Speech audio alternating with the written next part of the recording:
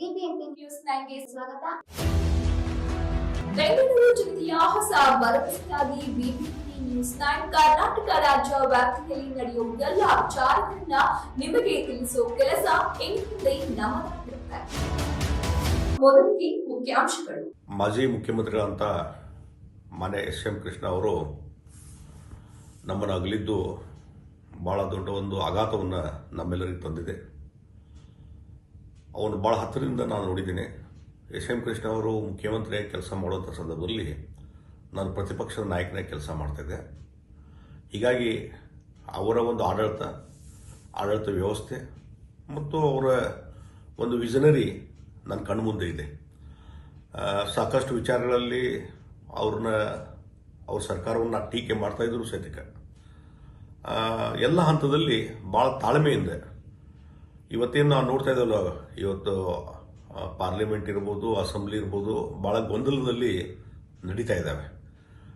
ಸರಿಯಾಗಿ ಡಿಬೇಟುಗಳು ಆಗ್ತಾ ಇಲ್ಲ, ಚರ್ಚೆಗಳು ಅವಕಾಶ ಇಲ್ಲ. ಆದರೆ ಆ ಸಂದರ್ಭದಲ್ಲಿ ಅವರು ಮುಖ್ಯಮಂತ್ರಿ ಇದ್ದಂಥ ಸಂದರ್ಭದಲ್ಲಿ ನಾನು ಪ್ರತಿಪಕ್ಷ ನಾಯಕನಿದ್ದಾಗ ಸಾಕಷ್ಟು ಹೋರಾಟ ನಾವೆಲ್ಲ ಮಾಡಿದಾಗೂ ಸಹಿತ ಯಾವುದೇ ವಿಚಾರಗಳನ್ನು ಡಿಬೇಟ್ ಮಾಡಲಿಕ್ಕೆ ಅವಕಾಶ ಕೊಡ್ತಿದ್ರು. ಒಳ್ಳೆ ರೀತಿಯಿಂದ ಪರಿಣಾಮಕಾರಿಯಂಥ ಡಿಬೇಟ್ಗಳು ನಡೀತಾ ಇದ್ವು. ಅದಕ್ಕೆ ಭಾಳ ತಾಳ್ಮೆಯಿಂದ ಉತ್ತರ ಕೊಡ್ತಿದ್ರು.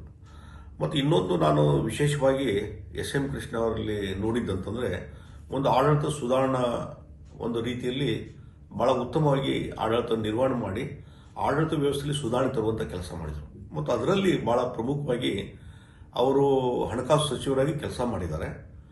ಅದರಲ್ಲಿ ಆ ಬಜೆಟ್ ಯಾವ ರೀತಿ ಇರಬೇಕು ಮತ್ತು ನಮ್ಮ ಆರ್ಥಿಕ ಶಿಸ್ತನ್ನು ಯಾವ ರೀತಿ ಕಾಪಾಡಿಕೊಂಡು ಹೋಗಬೇಕು ಅನ್ನುವಂಥ ರೀತಿಯಲ್ಲಿ ಚಿಂತನೆ ಮತ್ತು ಅದನ್ನು ಬೇರೆ ಬೇರೆ ಕಾನೂನುಗಳ ಮುಖಾಂತರ ಅದನ್ನ ಇಂಪ್ಲಿಮೆಂಟ್ ಮಾಡಿದ್ದು.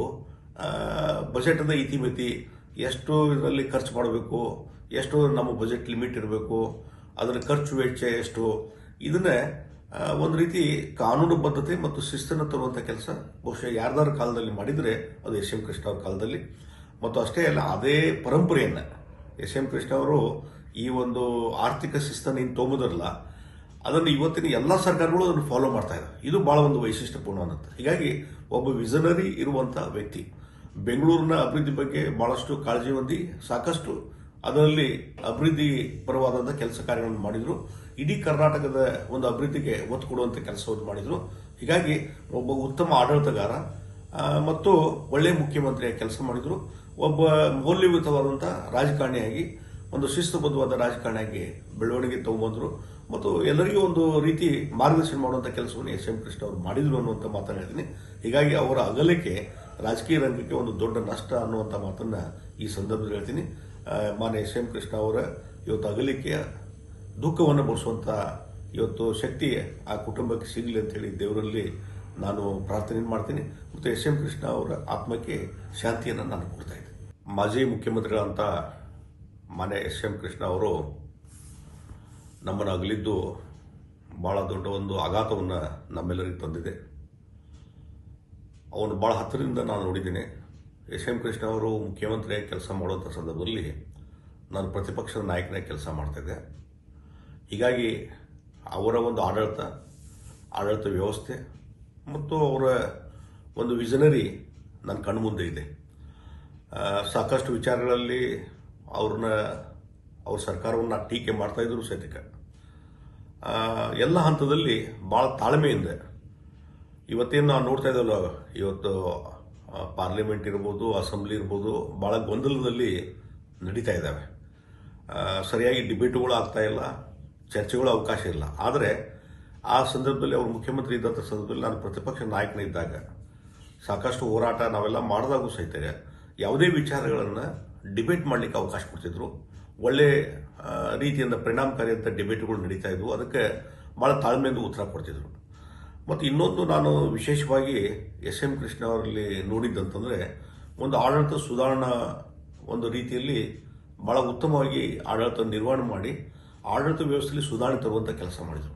ಮತ್ತು ಅದರಲ್ಲಿ ಭಾಳ ಪ್ರಮುಖವಾಗಿ ಅವರು ಹಣಕಾಸು ಸಚಿವರಾಗಿ ಕೆಲಸ ಮಾಡಿದ್ದಾರೆ. ಅದರಲ್ಲಿ ಆ ಬಜೆಟ್ ಯಾವ ರೀತಿ ಇರಬೇಕು ಮತ್ತು ನಮ್ಮ ಆರ್ಥಿಕ ಶಿಸ್ತನ್ನು ಯಾವ ರೀತಿ ಕಾಪಾಡಿಕೊಂಡು ಹೋಗಬೇಕು ಅನ್ನುವಂಥ ರೀತಿಯಲ್ಲಿ ಚಿಂತನೆ ಮತ್ತು ಅದನ್ನು ಬೇರೆ ಬೇರೆ ಕಾನೂನುಗಳ ಮುಖಾಂತರ ಅದನ್ನ ಇಂಪ್ಲಿಮೆಂಟ್ ಮಾಡಿದ್ದು. ಬಜೆಟದ ಇತಿಮಿತಿ ಎಷ್ಟು ಇದರಲ್ಲಿ ಖರ್ಚು ಮಾಡಬೇಕು, ಎಷ್ಟು ನಮ್ಮ ಬಜೆಟ್ ಲಿಮಿಟ್ ಇರಬೇಕು, ಅದರ ಖರ್ಚು ವೆಚ್ಚ ಎಷ್ಟು, ಇದನ್ನ ಒಂದು ರೀತಿ ಕಾನೂನುಬದ್ಧತೆ ಮತ್ತು ಶಿಸ್ತನ್ನು ತರುವಂಥ ಕೆಲಸ ಬಹುಶಃ ಯಾರ್ದಾರ ಕಾಲದಲ್ಲಿ ಮಾಡಿದರೆ ಅದು ಎಸ್ ಎಂ ಕೃಷ್ಣ ಅವ್ರ ಕಾಲದಲ್ಲಿ.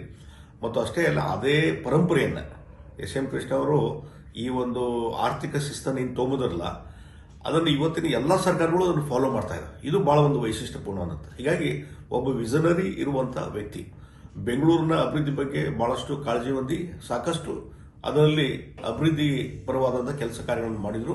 ಇಡೀ ಕರ್ನಾಟಕದ ಒಂದು ಅಭಿವೃದ್ಧಿಗೆ ಒತ್ತು ಕೊಡುವಂಥ ಕೆಲಸವನ್ನು ಮಾಡಿದ್ರು. ಹೀಗಾಗಿ ಒಬ್ಬ ಉತ್ತಮ ಆಡಳಿತಗಾರ ಮತ್ತು ಒಳ್ಳೆಯ ಮುಖ್ಯಮಂತ್ರಿಯಾಗಿ ಕೆಲಸ ಮಾಡಿದ್ರು. ಒಬ್ಬ ಮೌಲ್ಯಯುತವಾದಂಥ ರಾಜಕಾರಣಿಯಾಗಿ, ಒಂದು ಶಿಸ್ತುಬದ್ಧವಾದ ರಾಜಕಾರಣಿಯಾಗಿ ಬೆಳವಣಿಗೆ ತಗೊಂಡ್ಬಂದ್ರು ಮತ್ತು ಎಲ್ಲರಿಗೂ ಒಂದು ರೀತಿ ಮಾರ್ಗದರ್ಶನ ಮಾಡುವಂಥ ಕೆಲಸವನ್ನು ಎಸ್ ಎಂ ಕೃಷ್ಣ ಅವರು ಮಾಡಿದ್ರು ಅನ್ನುವಂಥ ಮಾತನ್ನು ಹೇಳ್ತೀನಿ.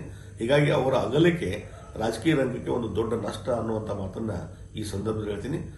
ಮಾನ್ಯ ಎಸ್ ಎಂ ಕೃಷ್ಣ ಅವರ ಇವತ್ತು ಅಗಲಿಕೆಯ ದುಃಖವನ್ನು ಭರಿಸುವಂಥ ಇವತ್ತು ಶಕ್ತಿ ಆ ಕುಟುಂಬಕ್ಕೆ ಸಿಗಲಿ ಅಂತ ಹೇಳಿ ದೇವರಲ್ಲಿ ನಾನು ಪ್ರಾರ್ಥನೆ ಮಾಡ್ತೀನಿ. ಮತ್ತು ಎಸ್ ಎಂ ಕೃಷ್ಣ ಅವರ ಆತ್ಮಕ್ಕೆ ಶಾಂತಿಯನ್ನು ನಾನು ಕೊಡ್ತಾ ಇದ್ದೀನಿ. ಮಾಜಿ ಮುಖ್ಯಮಂತ್ರಿಗಳಂತ ಮಾನ್ಯ ಎಸ್ ಎಂ ಕೃಷ್ಣ ಅವರು ನಮ್ಮನ್ನು ಅಗಲಿದ್ದು ಭಾಳ ದೊಡ್ಡ ಒಂದು ಆಘಾತವನ್ನು ನಮ್ಮೆಲ್ಲರಿಗೂ ತಂದಿದೆ. ಅವನು ಭಾಳ ಹತ್ತಿರದಿಂದ ನಾನು ನೋಡಿದ್ದೀನಿ. ಎಸ್ ಎಂ ಕೃಷ್ಣ ಅವರು ಮುಖ್ಯಮಂತ್ರಿಯಾಗಿ ಕೆಲಸ ಮಾಡುವಂಥ ಸಂದರ್ಭದಲ್ಲಿ ನಾನು ಪ್ರತಿಪಕ್ಷದ ನಾಯಕನಾಗಿ ಕೆಲಸ ಮಾಡ್ತಾಯಿದ್ದೆ. ಹೀಗಾಗಿ ಅವರ ಒಂದು ಆಡಳಿತ ವ್ಯವಸ್ಥೆ ಮತ್ತು ಅವರ ಒಂದು ವಿಷನರಿ ನನ್ನ ಕಣ್ಮುಂದೆ ಇದೆ.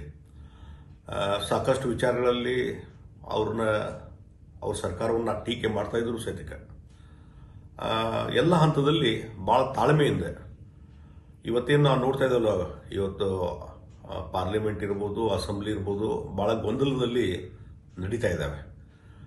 ಸರಿಯಾಗಿ ಡಿಬೇಟುಗಳು ಆಗ್ತಾ ಇಲ್ಲ, ಚರ್ಚೆಗಳು ಅವಕಾಶ ಇಲ್ಲ. ಆದರೆ ಆ ಸಂದರ್ಭದಲ್ಲಿ ಅವರು ಮುಖ್ಯಮಂತ್ರಿ ಇದ್ದಂಥ ಸಂದರ್ಭದಲ್ಲಿ ನಾನು ಪ್ರತಿಪಕ್ಷ ನಾಯಕನಿದ್ದಾಗ ಸಾಕಷ್ಟು ಹೋರಾಟ ನಾವೆಲ್ಲ ಮಾಡಿದಾಗೂ ಸಹಿತ ಯಾವುದೇ ವಿಚಾರಗಳನ್ನು ಡಿಬೇಟ್ ಮಾಡಲಿಕ್ಕೆ ಅವಕಾಶ ಕೊಡ್ತಿದ್ರು. ಒಳ್ಳೆ ರೀತಿಯಿಂದ ಪರಿಣಾಮಕಾರಿಯಂಥ ಡಿಬೇಟ್ಗಳು ನಡೀತಾ ಇದ್ವು. ಅದಕ್ಕೆ ಭಾಳ ತಾಳ್ಮೆಯಿಂದ ಉತ್ತರ ಕೊಡ್ತಿದ್ರು. ಮತ್ತು ಇನ್ನೊಂದು ನಾನು ವಿಶೇಷವಾಗಿ ಎಸ್ ಎಂ ಕೃಷ್ಣ ಅವರಲ್ಲಿ ನೋಡಿದ್ದಂತಂದರೆ, ಒಂದು ಆಡಳಿತ ಸುಧಾರಣಾ ಒಂದು ರೀತಿಯಲ್ಲಿ ಭಾಳ ಉತ್ತಮವಾಗಿ ಆಡಳಿತ ನಿರ್ವಹಣೆ ಮಾಡಿ ಆಡಳಿತ ವ್ಯವಸ್ಥೆಯಲ್ಲಿ ಸುಧಾರಣೆ ತರುವಂಥ ಕೆಲಸ ಮಾಡಿದರು. ಮತ್ತು ಅದರಲ್ಲಿ ಭಾಳ ಪ್ರಮುಖವಾಗಿ ಅವರು ಹಣಕಾಸು ಸಚಿವರಾಗಿ ಕೆಲಸ ಮಾಡಿದ್ದಾರೆ.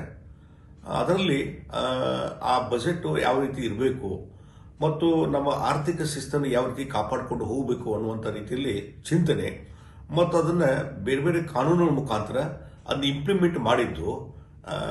ಬಜೆಟ್ನ ಇತಿಮಿತಿ, ಎಷ್ಟು ಇದರಲ್ಲಿ ಖರ್ಚು ಮಾಡಬೇಕು, ಎಷ್ಟು ನಮ್ಮ ಬಜೆಟ್ ಲಿಮಿಟ್ ಇರಬೇಕು, ಅದರ ಖರ್ಚು ವೆಚ್ಚ ಎಷ್ಟು, ಇದನ್ನ ಒಂದು ರೀತಿ ಕಾನೂನುಬದ್ಧತೆ ಮತ್ತು ಶಿಸ್ತನ್ನು ತರುವಂಥ ಕೆಲಸ ಬಹುಶಃ ಯಾರ್ದಾರ ಕಾಲದಲ್ಲಿ ಮಾಡಿದರೆ ಅದು ಎಸ್ ಎಂ ಕೃಷ್ಣ ಅವ್ರ ಕಾಲದಲ್ಲಿ. ಮತ್ತು ಅಷ್ಟೇ ಅಲ್ಲ, ಅದೇ ಪರಂಪರೆಯನ್ನು ಎಸ್ ಎಂ ಕೃಷ್ಣ ಅವರು ಈ ಒಂದು ಆರ್ಥಿಕ ಶಿಸ್ತನ್ನು ಏನು ತೊಗೊಂಬುದಿರಲ್ಲ, ಅದನ್ನು ಇವತ್ತಿನ ಎಲ್ಲ ಸರ್ಕಾರಗಳು ಅದನ್ನು ಫಾಲೋ ಮಾಡ್ತಾ ಇದ್ದಾರೆ. ಇದು ಬಹಳ ಒಂದು ವೈಶಿಷ್ಟ್ಯಪೂರ್ಣವಾದಂಥ. ಹೀಗಾಗಿ ಒಬ್ಬ ವಿಷನರಿ ಇರುವಂಥ ವ್ಯಕ್ತಿ ಬೆಂಗಳೂರಿನ ಅಭಿವೃದ್ಧಿ ಬಗ್ಗೆ ಬಹಳಷ್ಟು ಕಾಳಜಿ ಹೊಂದಿ ಸಾಕಷ್ಟು ಅದರಲ್ಲಿ ಅಭಿವೃದ್ಧಿ ಪರವಾದಂಥ ಕೆಲಸ ಕಾರ್ಯಗಳನ್ನು ಮಾಡಿದ್ರು. ಇಡೀ ಕರ್ನಾಟಕದ ಒಂದು ಅಭಿವೃದ್ಧಿಗೆ ಒತ್ತು ಕೊಡುವಂಥ ಕೆಲಸವನ್ನು ಮಾಡಿದ್ರು. ಹೀಗಾಗಿ ಒಬ್ಬ ಉತ್ತಮ ಆಡಳಿತಗಾರ ಮತ್ತು ಒಳ್ಳೆಯ ಮುಖ್ಯಮಂತ್ರಿಯಾಗಿ ಕೆಲಸ ಮಾಡಿದ್ರು. ಒಬ್ಬ ಮೌಲ್ಯಯುತವಾದಂಥ ರಾಜಕಾರಣಿಯಾಗಿ, ಒಂದು ಶಿಸ್ತುಬದ್ಧವಾದ ರಾಜಕಾರಣಿಯಾಗಿ ಬೆಳವಣಿಗೆ ತಗೊಂಡ್ಬಂದ್ರು ಮತ್ತು ಎಲ್ಲರಿಗೂ ಒಂದು ರೀತಿ ಮಾರ್ಗದರ್ಶನ ಮಾಡುವಂಥ ಕೆಲಸವನ್ನು ಎಸ್ ಎಂ ಕೃಷ್ಣ ಅವರು ಮಾಡಿದ್ರು ಅನ್ನುವಂಥ ಮಾತನ್ನು ಹೇಳ್ತೀನಿ. ಹೀಗಾಗಿ ಅವರ ಅಗಲಿಕೆ ರಾಜಕೀಯ ರಂಗಕ್ಕೆ ಒಂದು ದೊಡ್ಡ ನಷ್ಟ ಅನ್ನುವಂಥ ಮಾತನ್ನು ಈ ಸಂದರ್ಭದಲ್ಲಿ ಹೇಳ್ತೀನಿ.